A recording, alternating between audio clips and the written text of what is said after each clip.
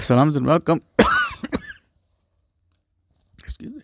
Salams and welcome to episode number 9 in Islam, an introduction by Dr. Maulana Fazlur Rahman Ansari, Rahmatullah alayh. Allah have mercy and grant the highest state of General Firdaus. That's Maulana Dr. Fazlur Rahman Ansari from his book, and this is Islam, an introduction. And the book has been made simplified, edited by Abu Bakr Kader. AK, I call him AK, so that's not AK Choughley, Abdul Kader Choughley.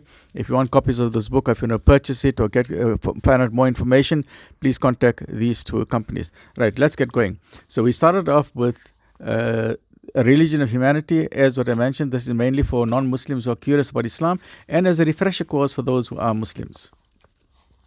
So the first most important concept is the unity of Allah. So unity means an integral whole, that means God is one. Islam teaches the purest form of monotheism, that means tawheed, and regards polytheism, shirk, as the deadliest sin. Is the worst sin to say God is more than one. God is only one. The worst sin you can ever do on the face of the earth, worse than murder, worse than crime, worse than warfare, is to say God is more than one. You cannot say God is just one. So you cannot make God angry. So God is one. He keeps saying He is one. You cannot say God is 2 or 3 or 4. So the biggest sin you can ever do is to say God is more than one. Or you can deny God. That's an even worse sin. How can you deny your Creator who created you so beautifully? And that's what I used to tell my medical colleagues, the females, especially the females. I should tease them as well. Such beautiful ladies. And I say, you don't believe in God? They say, no. I say, but He created you so beautifully. God is beautiful. He creates us beautiful. And they got a shock. I said, think. Where did you get your beauty from? God is beautiful and He created you so beautifully, and you deny Him. And so it made them think. So I want you to also think that we cannot deny God, and don't say God is a multiple of beings. He is only one. Absolutely one. So Islam teaches, so this is the teachings of Islam. Okay, I'm giving the viewpoint of Islam. Islam teaches the purest form of monotheism, which is known as tawheed, and regards polytheism, shirk, as the deadliest sin. A Muslim addresses Allah by His personal name. Allah, the word God, and that's how you spell it. So Allah is another name for God, but not God as we know it in a dictionary. But when we refer to God or Allah, we refer to the supreme creator only.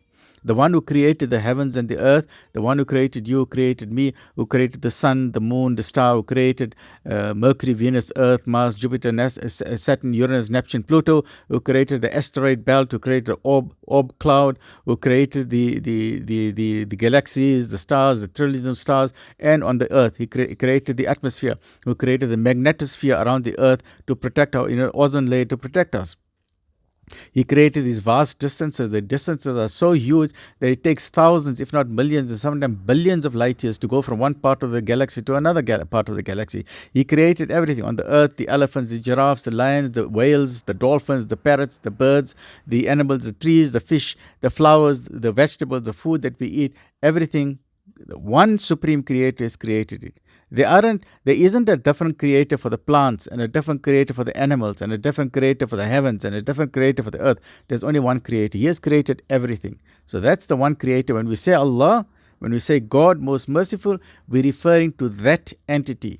And that entity said you can either call Him by His name. He's got a personal name. His name is Allah. Is like when you go into a boardroom of the chairman of the board of directors, and you see there's a notice board outside the boardroom. Mr. So-and-so. So outside the boardroom of God, His name is called Allah. That is His name. So on the notice board of God's boardroom, the name Allah is there. But you can call Him as Allah, right? Or you can call Him the boss. Or you can say the chairman is there, right? So whatever name you call, as long as you're referring to the boss or the king of the sovereign, that's fine. So in the Quran, Allah says you can call Him Allah. That means you can call Him by His name. But you call Him very respectfully. You say Allah. You call Him respectfully. Or if you want to do it out of dignity and honor, you say, Oh, most merciful one. So it means, Ya Rahman, Ya Rahim. Oh, most merciful one. Because you know His attribute is most. So you can call Him the most merciful one. Or you can call Him, Oh, loving one. Ya Wadud, you are such a loving one. Or you can call Him, Oh, kind one. Oh, gentle one. So you call Him by all His loving attributes. So you can call Him by any of His 99 attributes. Generally, we know 99 attributes, but scholars and some of the Sufis will tell there maybe more than 1,000 attributes. Allahu Alam. Right, so let's get going. So according to a Muslim addresses Allah by His personal name. Allah, the word God, and its equivalents in other languages being unsuitable. See, in other language, it's unsuitable because the other language, when you see a dictionary, God means many things. Then they'll say, okay, God and goddess. You cannot say goddess. You cannot have male and female gods. You cannot say godling, that God got children. You cannot then say mother of God. So those are all distorted concepts. So Islam makes it very, very clear that when Muslims use the word God, it is not the dictionary definition of God. Because the dictionary definition of God is very wrong. It's totally wrong. It's actually rubbish. I don't know who wrote those dictionaries. It can be Oxford Dictionary, I can tell you it's rubbish. Because they do not understand the concept of God. God is one. You cannot say God and goddess. You cannot use the word goddess. Astaghfirullah. It is shameful and it is very wrong. God is one. Okay, as Muslims, we make it absolutely clear God is one. That is a Muslim point of view. Right. So, the word God and its equivalents in other languages are unsuitable in the matter of connotation. Allah, according to Islam, is the one Allah, one God, who is indivisible. You cannot divide him. Indivisible in person, who has no partner, no wife, no son, no daughter. He's got no shareholders. He's got no one else in the boardroom. He doesn't need a group of advisors to help him. He does not need a mayor. He does not need premiers. He does not need senators. He does not need members of parliament. He does not need royal advisors. He does not need butlers. He does not need drivers. He does not need bodyguards. He does not need an army to protect him. God is one. God is one. He does not need anybody else. We need God. He does not need us. If you deny God, God doesn't care.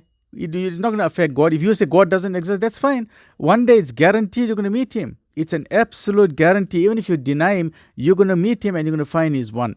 If you say God is made out of 10 different gods, that's fine. It doesn't affect God. On the day you die, you're going to meet him, you'll find God is one. Then you will say, I was wrong. But then it's too late because we only have one life to live. So if you have a wrong concept of God, how are you going to face him when you're going to meet him? So please, before you do anything, instead of getting so distracted by entertainment and all these dense movies, first try and understand, why are you on earth? Why have you been created? Who is that God who created you? Who told you about your religion? Who told you Christianity is right? Who told you Islam is right? Who told you Hinduism is right? Who told you atheism is right? Ask yourself, maybe your grandparents were wrong. 99% of the people follow a religion because their parents are following it or their grandparents are following it. But have you ever asked yourself the question, maybe my grandfather was wrong? Maybe he was wrong. Have you ever asked yourself, could you be mistaken? So Islam is, the whole purpose of this is to share the truth and to give you a precise, very rational, very logical explanation of God. God is one, an integral whole. You cannot divide him. He's got no partner, no wife, no son, no daughter. He is matchless, as nothing is as his likeness. I only got about 2 minutes left. He begets not, nor was he begotten. He is the first and the last. He is the eternal. He is the infinite. He is the Almighty. He is the Omniscient. He is the Omnipresent. He is the Creator. He is the Nourisher. He is the Cherisher of all things. He is the All-Just. He is the Avenger of the wrongs done to the weak and the oppressed. He is the Compassionate. He is the Merciful. He is the Loving. He is the Guide. He is the Friend. He is the Magnificent. He is the What beautiful names. He is the Glorious, the Beautiful and True. Whenever I see the word beautiful, I have to smile. What beautiful words. In short, He is a possessor of all types of excellence. If we think of anything excellent, then Allah subhanahu wa ta'ala has got it right. So speaking of the conception of Allah in Islam, given the famous Western historian says, the creed of Muhammad sallallahu alaihi wasallam is free from the suspicion of ambiguity, and the Quran is a glorious testimony to the unity of Allah. The Prophet of Mecca sallallahu alaihi wasallam rejected the worship of idols. Listen very carefully. He rejected the worship, and this was Abraham also did. Ibrahim alayhi salam had the same problem of polytheism and idol worship. So the Prophet of Mecca rejected the worship of idols and men, rejected the worship of stars and planets on the rational principle, logic, use your brains, on the rational principle that whatever is corruptible must decay and perish, that whatever is born must die, that whatever rises must set.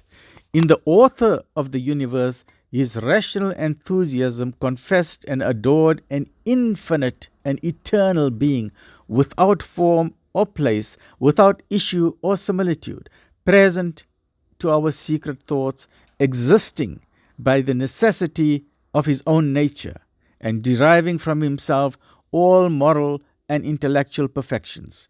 These sublime truths are defined with metaphysical precision by the interpreters of the Quran. What beautiful words. Stay well. I look forward to seeing you in the next session, which is number 10. Alhamdulillah Rabbil Alameen.